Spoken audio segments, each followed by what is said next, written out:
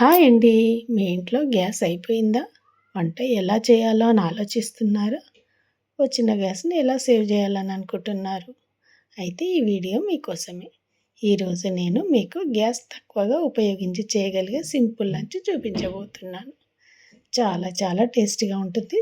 చాలా తొందరగా అయిపోతుంది.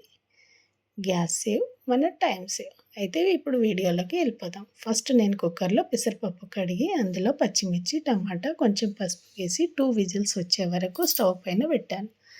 అక్కడ ఆవిరి పోయే లోపల ఇక్కడ మనము రసం చేసుకుందాం, అంటే పచ్చిపులుసు. బౌల్లో ఆనియన్, బెల్లం, ఉప్పు, ఒక్క పచ్చిమిర్చి వేసేసి చేతితో మెదుపుకోవాలి. పచ్చిపులుసు అంటే చేతి వాడాల్సింది.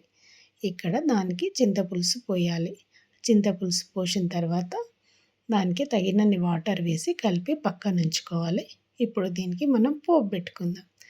కడాయిలో ఆయిల్ వేసేసి అందులో సల్లమిరపకాయలు అయితే నేను ఫస్ట్ వేయించుకున్నాను. మనం అన్నం తినేటప్పుడు అంచుకు ఏదో ఒకటి కావాలిగా, అందుకే సల్లమిరపకాయలు అయితే అంటే మజ్జిగ మిరపకాయలు వేయించి పక్కన ఉంచుకున్నాను. ఇప్పుడు పోపు దినుసులు, ఒక్క పచ్చిమిర్చి, కరివేపాకు వేసి పచ్చి పులుసుకైతే పోపు పెట్టేసుకున్నాను. ఇక మిగిలింది పప్పుకు కూడా పోపు పెట్టుకుంటే పప్పు, పచ్చిపులుసు 2 రెడీ అయిపోయినాయి. చూసారా ఎంతసేపట్లో మనకు 2 కర్రీలు రెడీ అయిపోయినాయి. గ్యాస్ కూడా చాలా తక్కువగా టైం సేవ్ అయింది, గ్యాస్ సేవ్ అయింది. రైస్ కుక్కర్ ప్రతి ఒక్కరి ఇంట్లో ఉంటుంది కాబట్టి రైస్ కుక్కర్లో పెట్టేసుకోవచ్చు. ఇలా చేసుకుంటే మనకి గ్యాస్ చాలా చాలా ఆదా అవుతుంది. ఇంకా లాస్ట్కి వచ్చేసి పెరుగు రైత, మజ్జిగ, పెరుగు ఏదో ఒకటి వేసుకుంటాం కాబట్టి ఇప్పుడు నేను పెరుగు రైత వేస్తున్నాను. పెరుగులో కొంచెం సాల్ట్ వేసి, కొంచెం ఉల్లిపాయ సన్నం తరుముకున్నది, కీరా కూడా కొంచెం తురుముకున్నాను, ఎండాకాలం కాబట్టి చలవ ఉండడానికి. ఇవన్నీ కలిపేసి పెట్టేసుకుంటే పెరుగు రైత రెడీ అయిపోయింది. ఇంతేనండి. చాలా చాలా బాగుంది కదా, టైం చాలా సేవ్ అయింది కదా. నచ్చిందా వీడియో మీకు?